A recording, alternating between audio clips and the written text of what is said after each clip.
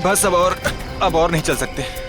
12 घंटे हो गए भूखे पेट लगातार चलते हुए। सिर्फ 12 घंटे ही हुए ना, कोई भी आराम नहीं करेगा। सब चुपचाप चलो। नहीं साहब, अब अगर हम चाहें भी तो साहब हमारे पैर साथ नहीं देंगे। भगवान के लिए साहब थोड़ी देर आराम कर लेने दीजिए। जिस मजदूर के पैर उनका साथ नहीं देंगे, उनके पैरों को इस बंदूक की गोलियों से इनाम दूंगा। अब चलो सब। संभाल कर चाची। रिचा खुद का ख्याल रख सकती है, तुम्हें इसकी चिंता करने की जरूरत नहीं है, समझे? चलो अभी, अब चलो।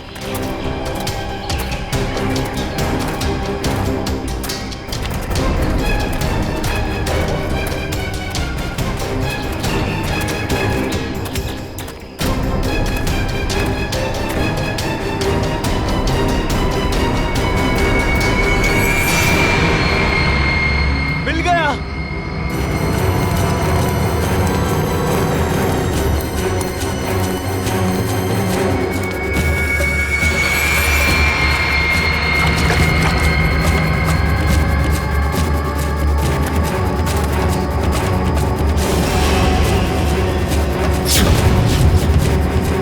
तुम सबने मेरी बहुत मदद की, अब तैयार हो जाओ अपने इनाम के लिए।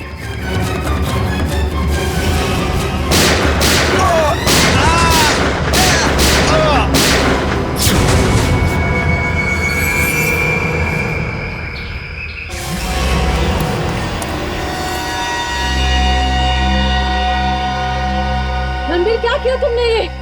इन्हें इनकी वफादारी का इनाम दे दिया मैंने। ये कैसा इनाम है रणबीर? अब तुम दोनों को तुम्हारी बेवफाई की सजा दूंगा।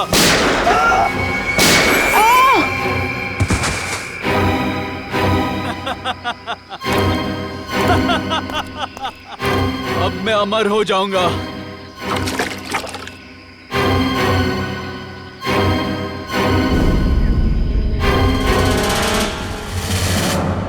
धन्यवाद दोस्तों आप सबका जो अपना कीमती वक्त निकाल कर यहाँ आए और दिल खोलकर सामान खरीद कर इस नीलामी को कामयाब बनाए। अब बारी है उस नीलामी के आखिरी पड़ाव की, आखिरी खरीद की, जिसका आप सबको बहुत बेसब्री से इंतजार था।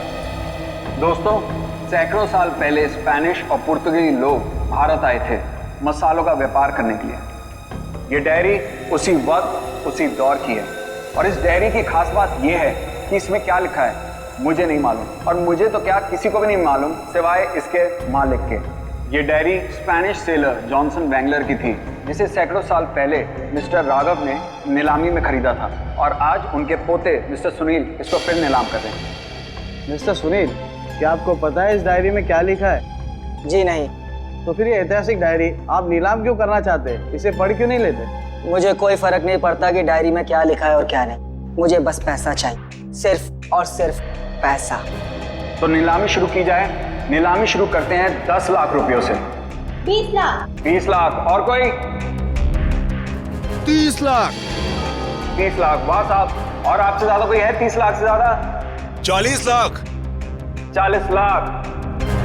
50 लाख। अरे वाह, ये हुई असली कदरदानों वाली बात। कोई और है जो 50 लाख से ज्यादा की बोली लगाएगा? 50 लाख एक, 50 लाख दो, 1 करोड़। वाह साहब, इसे कहते हैं असली कदरदान, जो लाखों की चीज करोड़ों तक पहुंचा दे।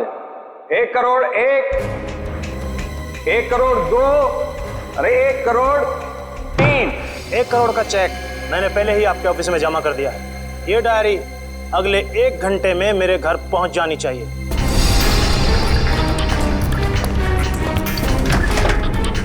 तो जानता नहीं तूने डायरी नहीं, अपनी मौत खरीदी है, मौत।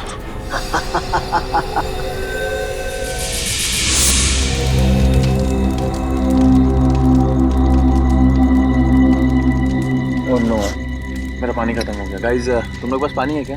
अरे यार, मेरा पानी तो शाम को ही खत्म हो गया था। अरे तो बताना था ना, ढाबे पे भर लेते। ऐसे ही सो जाओ ना यार, कल सुबह तक की तो बात है। यार प्यासे रहता हूँ, मुझे डरावने सपने आते हैं। अनिकेत, ये डरावने सपने और प्यास का क्या कनेक्शन है भाई दवे? पता नहीं, पर मुझे पानी पीना है यार। तू सुधरेगा नहीं, सो जा। यार तुम लोग तीनों के तीनों कुंभकर्ण।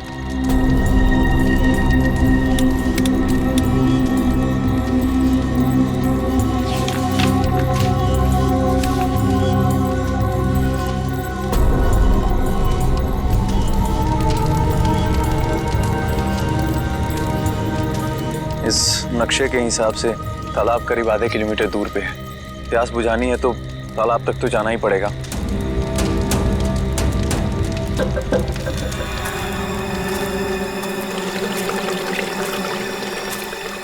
ये पानी की आवाज आ रही है, लगता है तालाब कहीं आसपास में ही है।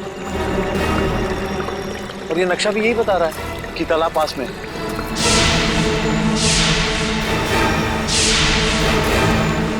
बचाओ बचाओ! ये चीख कैसी है? अरे ये अनिकेत कहाँ चला गया? कहीं ये उसी की चीख तो नहीं? अनिकेत! अनिकेत! अनिकेत! अनिकेत! अनिकेत!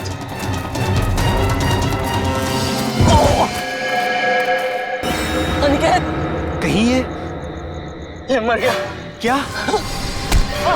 कौन है? ये कौन मारा है? भागो भागो भागो भागो यार भागो!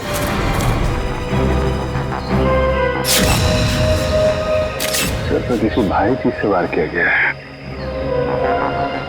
कैसे हुआ ये सब? सर कल रात अनिकेत बाहर आया पानी पीने, उसी दौरान किसी ने इसकी जान ले ली। और तो और सर हमारे साथ भी हाथापाई हुई। कितने लोग थे? सर अंधेरा काफी था, अचानक हमला हुआ और ठीक से कुछ मालूम नहीं पड़ा सर। सर हमारा एक साथी पूरब भी अब कल रात से नहीं मिल रहा। कल रात वो हमसे बिछड़ गया और मुझे तो डर है कि कहीं अनिकेत की तरह उन लोगों ने पूरब को भी। घबराओ नहीं, हम लोग पूरा को जल्दी ढूंढ लेंगे। चलो ढूंढो, देखो कुछ मिलता है क्या।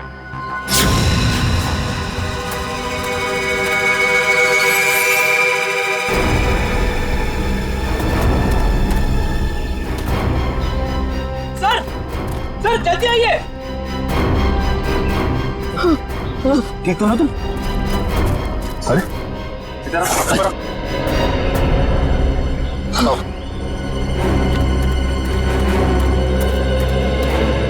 सुनिए। Yes sir. प्लीज इधर आइए। पूरब तू ठीक तो है ना? आप लोग ये बताइए कि किसी पे शक है आप लोगों को? सर शायद ये उस बाइक वाले का काम है। बाइक वाला? कौन कौन बाइक वाला? सर वही बाइक वाला जिसने कल शाम हम सबको धमकी दी थी। कल की बात याद है तुम लोगों को? ये सबसे ज्यादा पंगे करता है। ये कौन है? क्या बात है बॉस, कुछ चाहिए क्या? हाँ चाहिए, मुझे चाहिए कि तुम सब लोग सुरक्षित रहो। सुरक्षित? ये इलाका बहुत खतरनाक है, अपने अपने घर लौट जाओ, उसी में तुम सबकी भलाई है। तू हमें धमकी दे रहा है? धमकी समझो, विनती समझो या फिर चेतावनी, जो समझना है समझ लो। मेरा फर्ज था तुम्हें सचेत करना, जो मैंने कर दिया। अब अगर मौत के मुंह में जाने का इतना ही शौक है तो खुशी से जाओ।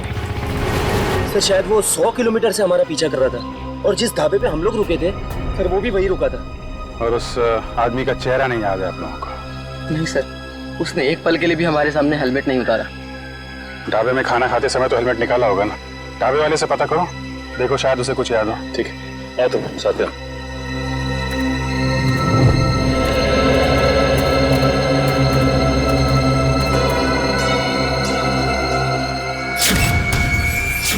खून? खून की बूंदें? मतलब कोई जख्मी आदमी भागा यहाँ से? सर लेकिन खून बहुत ज्यादा नहीं है, जो भी है उसे ज्यादा चोट नहीं आई होगी। सर ये देखिए घसीटने के निशान हैं। मतलब उन दोस्तों के अलावा कोई और आदमी भी था जिसको उन मुजरिमों ने मारा और फिर उसे घसीटते हुए यहाँ से ले गए। सर ये रास्ता तो सीधा मेन रोड की तरफ जाता है। इसका मतलब जो भी गुनहगार था उसे इस जंगल और रास्ते का पूरा ज्ञान था। हाँ, तभी तो रात के अंधेरे में भी यहाँ पहुँचने में कोई गलती नहीं की उन लोगों ने।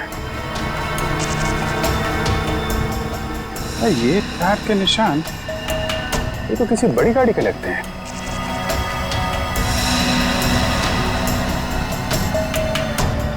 .8 इंच। सर ये तो लेस्कॉट गाड़ी के टायर लगते हैं, क्योंकि इतने चौड़े टायर उसी गाड़ी में होते हैं।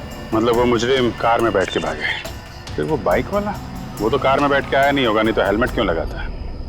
एक काम करो, आगे जो टोल नाका है वहां जाके पता करो ये लेस्कॉट गाड़ी वहां से गुजरी है क्या। जी सर। तब तक मैं यहाँ देखता हूँ कुछ और मिलता है क्या।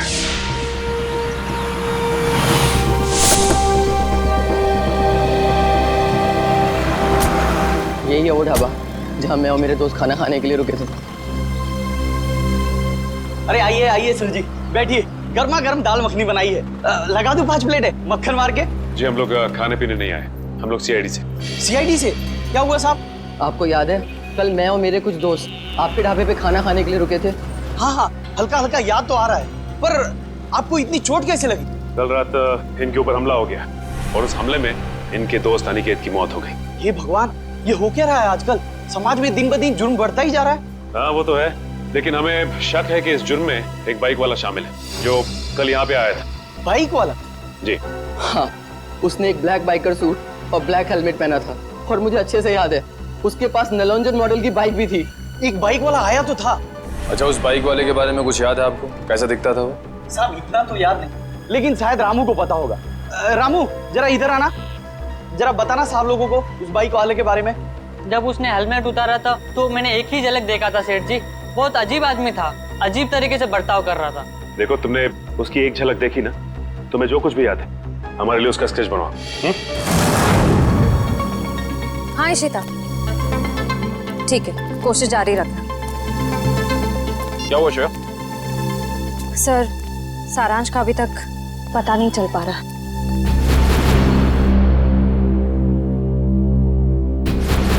मैं सारांश जरूर मिल जाएगा। अगर वो गाड़ी इस रास्ते से गई है तो इस टोल नाके से जरूर गुजरी होगी। सही कह रहे हैं। अरे भाई साहब, यहाँ कल रात में 3 बजे के आसपास कोई लेस्कॉट गाड़ी निकली है यहाँ से? पता नहीं सर, मेरी तो दिन की शिफ्ट होती है, रात की शिफ्ट वाला शाम को आएगा। भाई साहब, ये जो सीसीटीवी कैमरा लगा है ये तो 24 घंटे ऑन रहता है ना? जी हाँ सर। इसकी फुटेज देख सकते हैं? फिर आप? हम लोग सीआईडी से। हाँ हाँ, देख सकते हैं। आइए।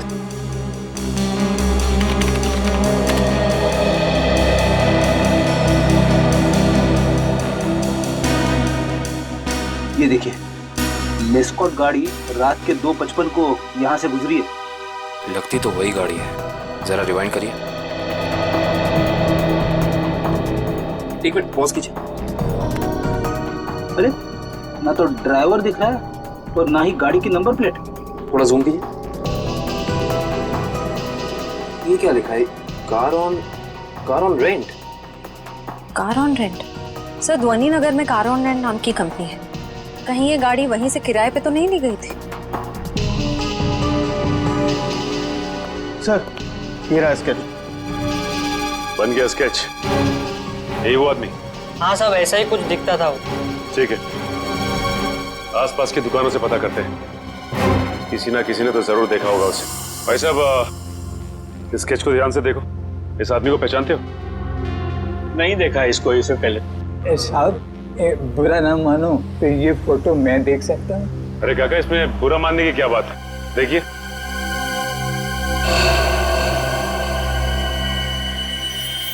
ये कैसे हो सकता है? नहीं, ये नहीं हो सकता, ये नहीं हो सकता, असंभव, असंभव। अरे काका, क्या नहीं हो सकता? क्या संभव है? ये नहीं हो सकता, रणवीर वापस नहीं आ सकता। काका, इस आदमी का नाम रणवीर है? हाँ, मैं उसे अच्छी तरह जानता हूँ, कभी नहीं भूल सकता उसे। काका, इस आदमी के बारे में आप जो कुछ भी जानते हैं प्लीज हमें बताइए।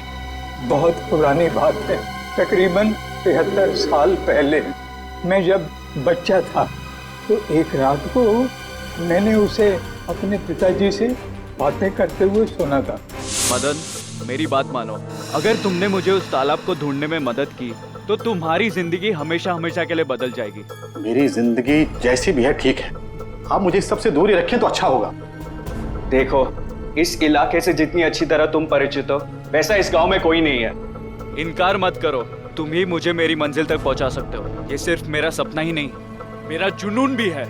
बहुत ही गलत जुनून चुना है आपने रणवीर जी। अगर आप प्रकृति के नियमों के खिलाफ जाएंगे तो प्रकृति आपको कहीं का नहीं छोड़ेगी। वो जगह शापित है, शापित, ना जाने कितने लोगों की जान ले चुकी है। भूल जाए अपने सपने को। क्या तुम भूल सकते हो अपनी बीवी को, जो इस वक्त अस्पताल में जिंदगी और मौत के बीच में झूल रही है? नहीं ना, वैसे ही मैं अपने सपने को नहीं भूल सकता। जरा सोचो, अगर वाकई उस तालाब के पानी में मौत को हराने की ताकत है तो तुम्हारी पत्नी को एक नई जिंदगी मिल सकती है। सोच क्या रहे हो मदन? हम एक दूसरे की मदद से अपने आने वाली जिंदगी को सुधार सकते हैं। तो बोलो, मंजूर है?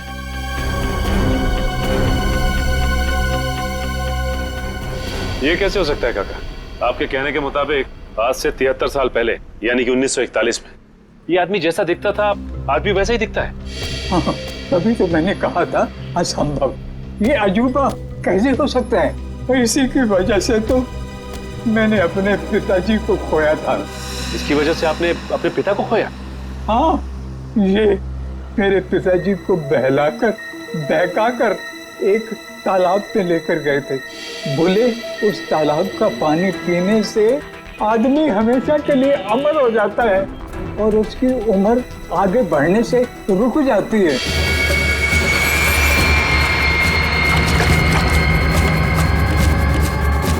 ये कैसा तालाब है काका? मेरे पिताजी तो वापस नहीं आए, शायद उसे वो चमत्कारी तालाब मिल गया होगा और उसी की वजह से आज तक 73 साल पहले जैसा अभी तक वैसे का वैसा ही दिखाई दे रहा है। काका ये कैसी बातें कर रहे हैं आप? ये सारी बातें किस्से कहानियों में होती हैं, असल जिंदगी में इनका कोई लेना देना नहीं, समझे? बिना आग के कभी धुआं नहीं उठता बेटा। तुम भले ही ना मानो, लेकिन उस तालाब के पानी में कोई शक्ति है जो मौत को भी पराजित कर सकती है। सर पूरा जंगल छान मारा लेकिन कोई सुराग नहीं मिला। एक मिनट वो देखो, ऐसा लगता है यहाँ हाल फिलहाल में ही खुदाई हुई है। तो देखो। Yes sir.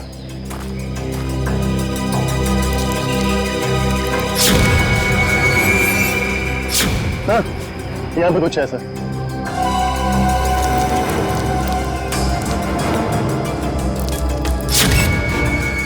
माय गॉड, ये तो सालों पुराना कंकाल लगता है।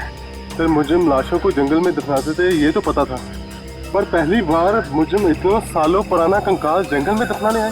पता नहीं वंश, दफनाने आए थे या फिर निकालने। गुड मॉर्निंग डॉक्टर साहब। What is so good about this morning? ये लो, हेलो हाय ना करो तो नाराज और करो तो मुश्किल। अरे इतने उखड़े हुए क्यों हैं सर आप? भाई साहब, जब आपको पता लगेगा ना कि अनिकेत की मौत कैसे हुई, आप भी इतने ही उखड़ जाएंगे। सर जरूर किसी हथौड़े या डंडे से वार किया होगा। सर इससे पहले भी हम ऐसे केस सुलझा चुके हैं। मगर निखिल, पहले के केसेस में और इस केस में फर्क है, और वो ये कि जिस हथियार से अनिकेत के सर पे वार किया गया है वो हथियार 100 साल पुराना है। क्या? 100 साल पुराना? उड़ गए होश? उखड़ गए ना? भाई साहब, अनिकेत के सर पर से मुझे लोहे और लकड़ी के छोटे छोटे टुकड़े मिले हैं और ये टुकड़े 100 साल से भी ज्यादा पुराने हैं। लोहे और लकड़ी के टुकड़े? मतलब हथियार कोई ऐसी चीज है जिसमें लोहा भी है और लकड़ी भी? हाँ, आइए मैं दिखाती हूँ।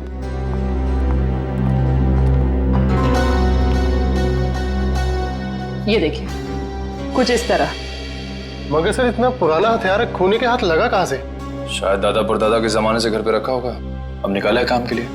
और अगर मैं कहूं कि ये कंकाल जो आप लोग लेके आए हैं, ये कंकाल भी 100 साल से ज्यादा पुराना है, तो मतलब कितना पुराना है ये कंकाल?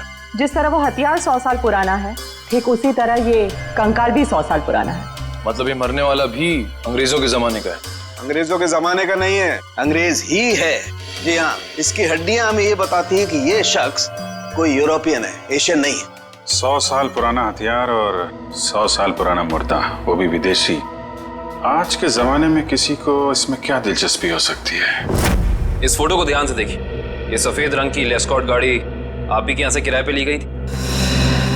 माफ कीजिए सर, इस फोटो में कार की नंबर प्लेट नहीं दिख रही है, इसलिए बता पाना मुश्किल है कि कार किसने किराए पर ली थी। अरे भाई कमाल करते हैं आप, है तो आप ही की कंपनी की गाड़ी ना, नंबर प्लेट ना सही कुछ और देख के पहचान लीजिए। सर 100 से ज्यादा गाड़ियां हैं हमारी कंपनी में और इसी मॉडल इसी रंग की करीब 20 गाड़ियां हैं। सर इस तरह बता पाना मुमकिन नहीं है। तो आप एक काम कीजिए, आप हमें ये बताइए कि ऐसी सफेद रंग की लेस्कॉट गाड़ी कितने लोगों ने पिछले एक हफ्ते में किराए पे ली है यहाँ से? 1 मिनट सर।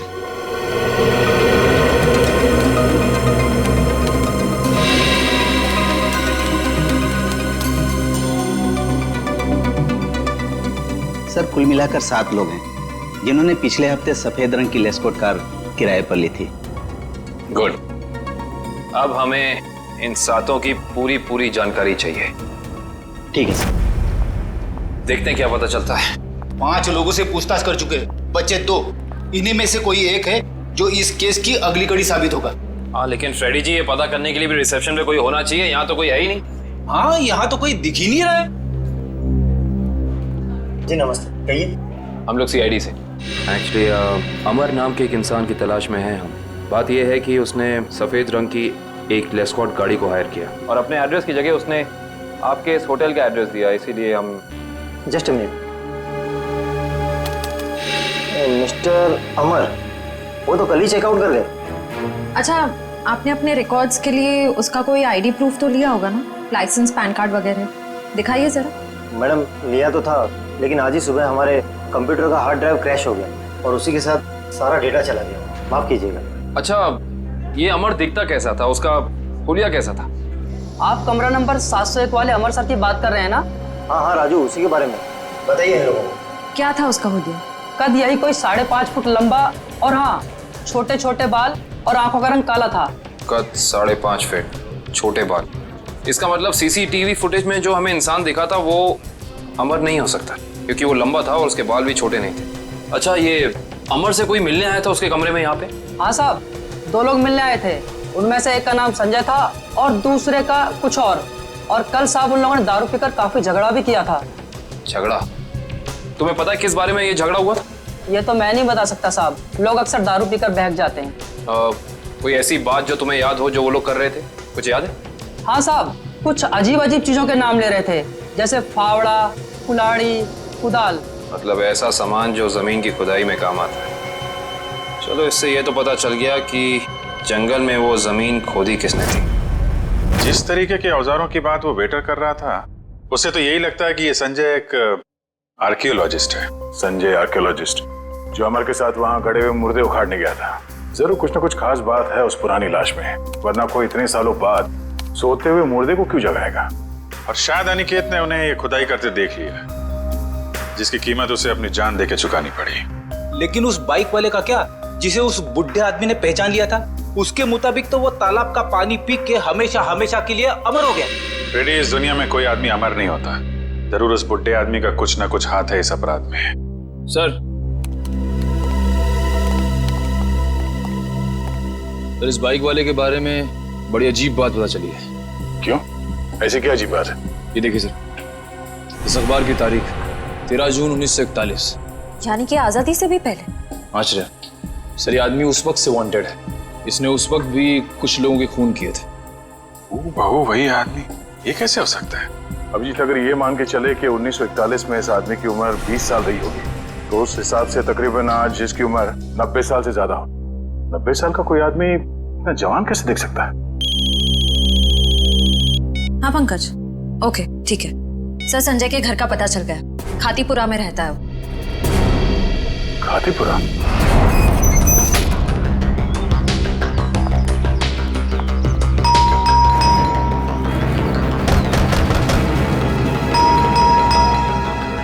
लगता है संजय को हमारे यहाँ आने की खबर लग गई होगी, इसीलिए भाग गया होगा। भाग कर जाएगा कहाँ?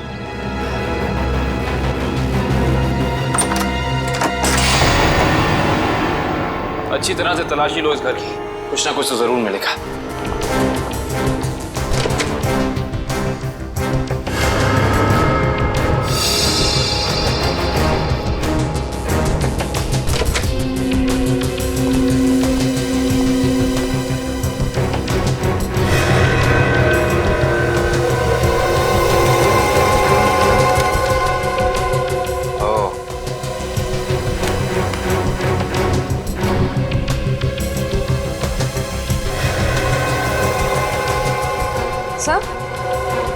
आश्रया, सर ये देखिए, संजय का पासपोर्ट। इस पे काफी सारे देशों के वीजाज लगे हैं। तो लगता है इस भाई साहब को सैर सपाटे का बहुत शौक था।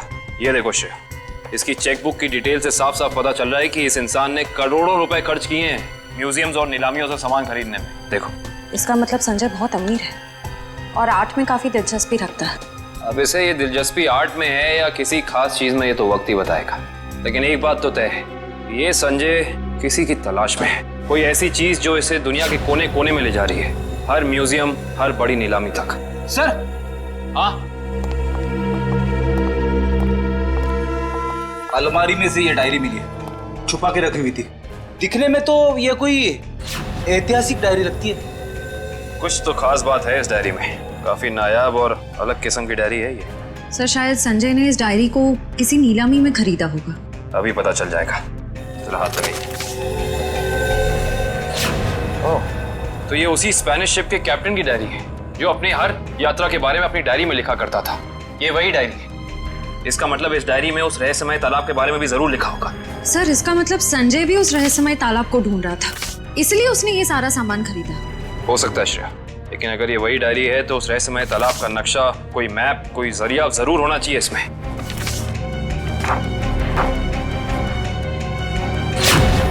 कमाल है, इस डायरी में तो ऐसा कुछ भी नहीं है, कोई नक्शा, कोई जरिया, कोई रास्ता, कुछ नहीं। लेकिन इससे एक बात तो तय हो गई कि इस रहस्यमय तालाब को ढूंढने में दोनों अमर और संजय साथ मिलकर काम कर रहे थे। इसका मतलब हमें इस कमरे में कुछ ना कुछ जरूर मिलेगा। छानबीन करो।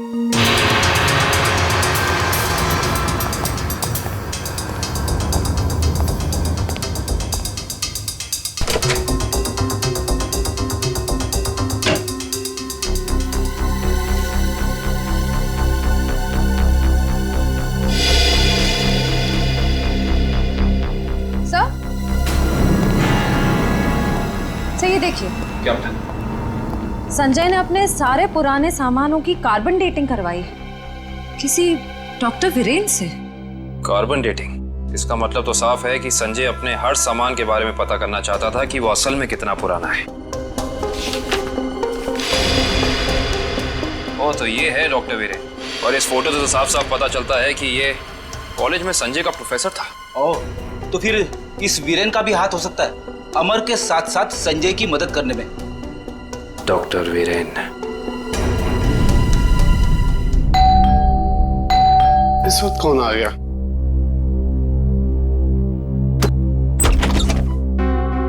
आप लोग?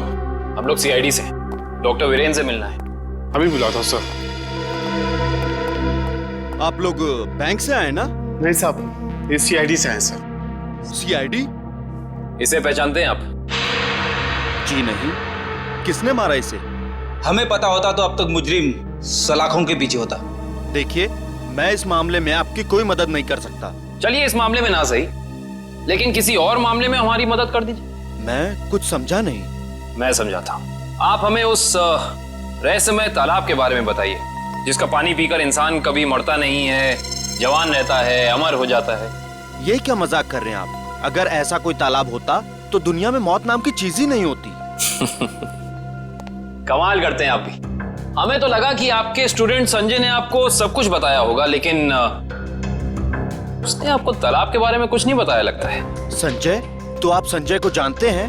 सिर्फ जानते ही नहीं, उसके घर होकर आ रहे हैं, जहाँ हमें पता चला है कि वो अपनी हर पुरानी चीज की कार्बन डेटिंग डॉक्टर वीरेन से कराता है, यानी कि आप। देखिए, संजय एक आर्कोलॉजिस्ट है और ये तो उसके काम का हिस्सा है। हिस्सा? हिस्से से याद आया कि आपके हिस्से की कॉफी ठंडी हो रही है डॉक्टर साहब, पी लीजिए। ठंडी कॉफी पीने में कोई मजा नहीं है। वैसे ये कॉफी का दूसरा कप किसके लिए? इस घर में और भी कोई है क्या? हाँ साहब, अभी भी। तुम जाओ। ये अभी मेरा दोस्त आया था, उसी का है। नहीं, आपके दोस्त का नाम संजय तो नहीं? देखिए वीरेन साहब, आप शक्ल से तो निहायत ही शरीफ इंसान लगते हैं। अब इस संजय की वजह से आपको जेल में जाकर चक्की पीसनी पड़े, हम में से किसी को भी अच्छा नहीं लगेगा। मैं वाकई नहीं जानता कि संजय कुछ गैर कानूनी काम कर रहा है। लेकिन अब तो पता चल गया ना, आपकी भलाई इसी में है कि जो कुछ भी है सच सच बता दो। देखिए, संजय को कुछ पोर्तुगली एक्सप्लोरर का सामान मिला था, उसमें लैटिन भाषा में कुछ लिखा हुआ था। उसका मतलब जानने के लिए वो मेरे पास आया था। इसका मतलब वो मुर्दा उसी पुर्तगाली एक्सप्लोरर का होगा और उसी के सामान की तलाश में संजय जंगल में गया था। क्या लिखा था लैटिन भाषा में? उसमें एक गुफा का नाम लिखा था, सिनारी गुफा। शिनारी गुफा। अरे बाप रे! अरे बाप रे बाप! पूरी बॉडी बच रही है। यहाँ पे आके मैंने अपनी बहादुरी तो दिखा दी, अब बता भी देता हूँ, कुछ नहीं है यहाँ पे। चलिए वापस चलते। अरे रुकिए रुकिए रुकिए फ्रेडी जी, इतनी बहादुरी दिखाई है तो थोड़ी और दिखा दीजिए। सर, हाँ सर। ये देखिए, अजीब निशान बने हुए हैं। अरे यहाँ पे भी है। हर दीवार पे। कहीं ये निशान उसी पुर्तगाली एक्सप्लोरर तो नहीं बनाए? ये निशान हमें उस तालाब तक पहुंचने का रास्ता दिखा रहे हैं शायद। अंदर चल के देखते हैं।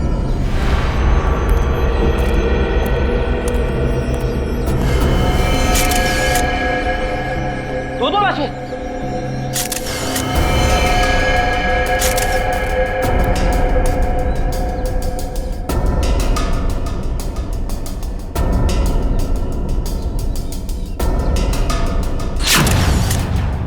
ये तो संजय है।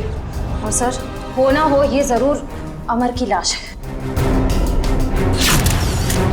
ये देखिए, होटल के वेटर ने हमें जो हुलिया दिया था, ये हूबहू वैसा ही है। लगता है ये दोनों यहाँ पे उस तालाब की तलाश में आए थे जिंदगी को अमर बनाने, और बदले में मिली मौत। है कौन वो आदमी जो तालाब की खोज करने वाले लोगों का खून कर रहा है? जरूर कोई ऐसा है फ्रेडी जी जो नहीं चाहता कि उसके अलावा इस तालाब के बारे में किसी और को पता चले। सर, हो ना हो ये काम जरूर रणवीर का ही होगा, क्योंकि जब संजय खुदाई कर रहा था तब रणवीर भी वहां मौजूद था। सर, हाँ, यहाँ पे जूतों के निशान है। ये देखिए, अलग अलग जूतों के निशान दिख रहे हैं। कम से कम 5 लोगों के होंगे। सही कह रहे हैं आप। 2 तो अमर और संजय के होंगे, 1 रणवीर का, बाकी 2 निशान। इसका मतलब साफ है, इस गुनाह में 2 और लोग शामिल हैं, लेकिन कौन?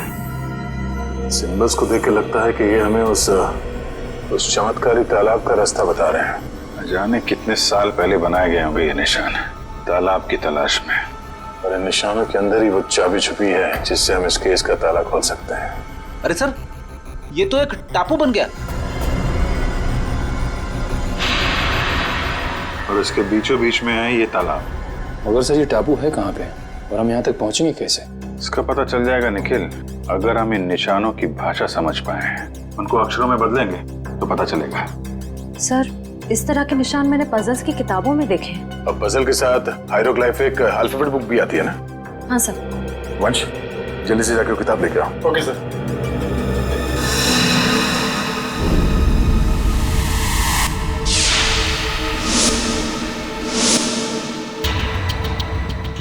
इस किताब में जो अक्षर दिए गए हैं उसके हिसाब से तो ये बन रहा है ANDAVIA, अंदाविया। अंदाविया? चलो जरा इंटरनेट पे चेक करो, अंदाविया टापू जैसी कोई जगह है क्या? सर, ये देखिए, ये अंदाविया नाम का टापू भारत के दक्षिणी दिशा में है, यानी कि इंडियन ओशन में। मगर सर, यहाँ लिखा है कि ये टापू बिल्कुल खाली है, यहाँ कोई नहीं रहता। और इस टापू का मौसम और वातावरण रहने के अनुकूल नहीं है। अब समझ में आया कि किसी को ये चमत्कारी तालाब मिला कैसे नहीं। और इस केस का अंत इस अंदाविया टापू में ही होगा।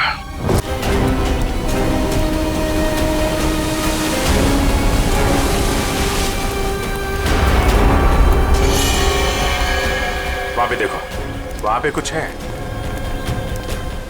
तो लगता है किसी ने आग जला के कैंप फायर किया है।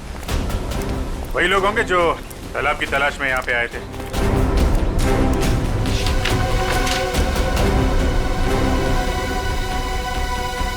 इस मैप के हिसाब से तो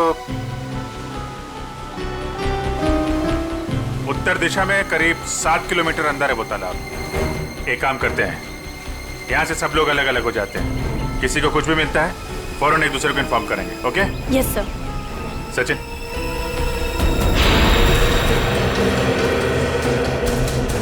ये देखिए सर, जगह जगह पेड़ों पे कुल्हाड़ी के निशान। जो लोग तालाब की तलाश में इधर गए होंगे ना, उन लोगों ने लगाया होगा रास्ता पहचानने के लिए। ओह माय गॉड, कंकाल।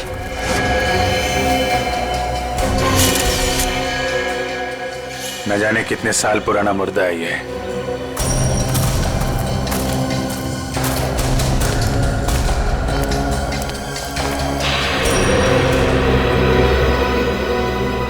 धुआं अभी भी निकल रहा है। आग जले शायद ज्यादा देर नहीं हुई अभी। एक और कंकाल सर।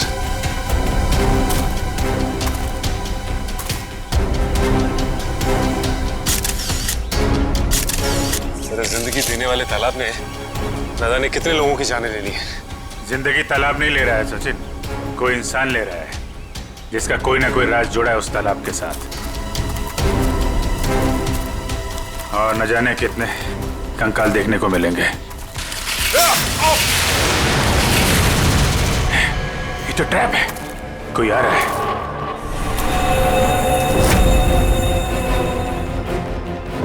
ये तो रणवीर है। रणवीर,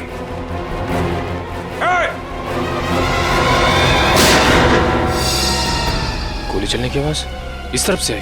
कहीं उनको कुछ हो तो नहीं गया? चलो।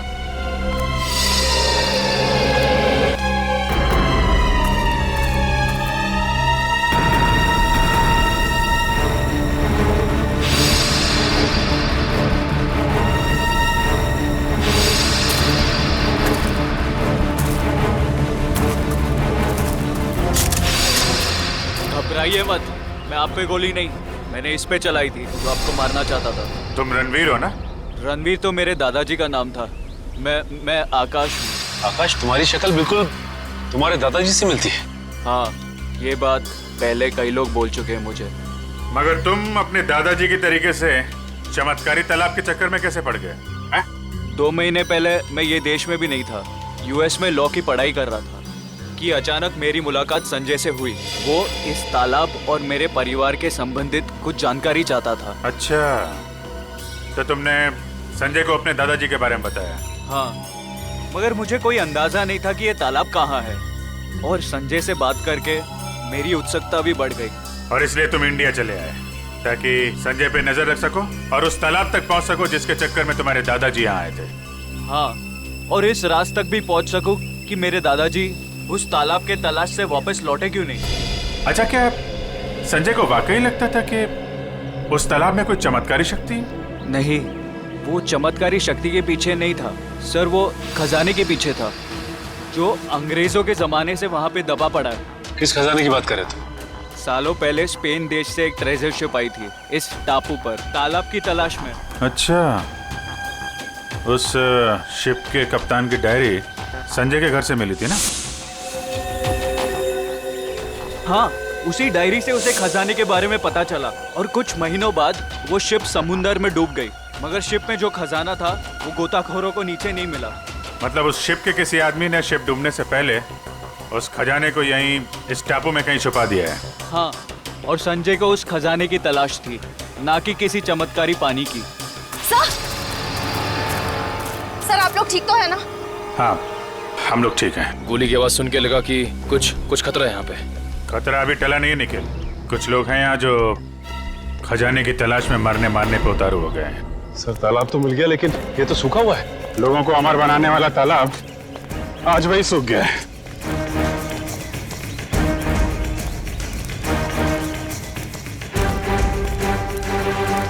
सर, सोने का सिक्का। सोने का सिक्का? मतलब खजाना था यहाँ पे? सर, इसका मतलब वो आदमी खजाना लेके ये लोग इस तरह से निकल गए बाहर। सर, ये रास्ता तो टापू के दूसरे हिस्से जाता है। मैं भी वहीं से आया था और उन लोगों की नाव भी वहीं पे थी। टापू की दूसरी तरफ? हाँ, रोकना होगा उन्हें। जल्दी आओ तुम लोग, आ जाओ आ जाओ।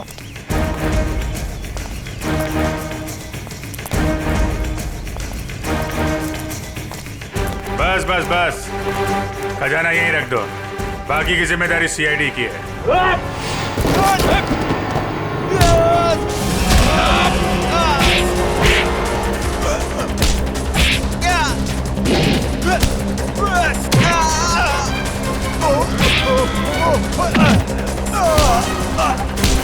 Oh!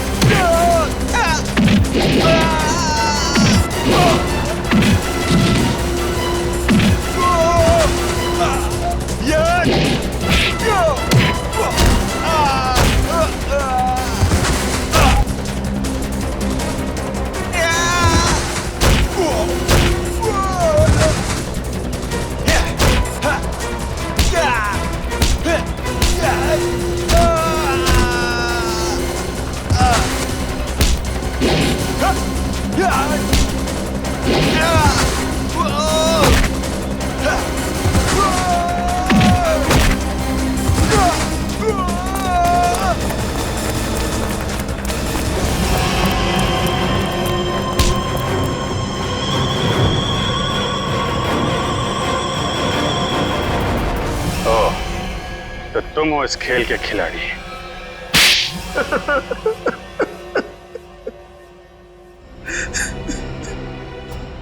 हाँ, मैंने ही मारा है अमर को, संजय को और अनिकेत को भी। मगर तुम्हें संजय और अमर के प्लान के बारे में पता कैसे चला? उस दिन जब होटल के बाहर में वो लोग बात कर रहे थे, मैंने उन दोनों की सारी बातें सुन ली थी। हम बहुत जल्द खजाने तक पहुंचने वाले हैं, फिर हम बेशुमार दौलत के मालिक हो जाएंगे।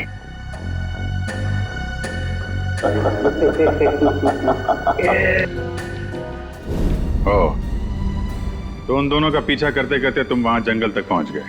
हाँ, अमर और संजय वहां खुदाई कर रहे थे। मैं अपने आदमियों के साथ वहां पहुंच गया और अमर की खुद पिटाई की। संजय डर गया और इस बात के लिए राजी हो गया कि खजाने का पता लगाकर वो मुझे उसका 90% दे देगा। और अनिकेत ने तुम्हें ये जुर्म करते हुए देख लिया तो उसका भी खून कर दिया तुमने।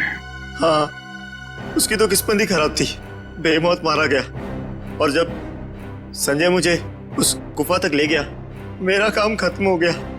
उसे जिंदा रखना मैंने जरूरी नहीं समझा। किस्मत तो तुम्हारी खराब है। जिस खजाने की लालच में तुमने इतना बड़ा गुनाह किया, उसका 1 रुपया भी खर्च नहीं कर पाओगे तुम। फांसी होगी तुम्हें।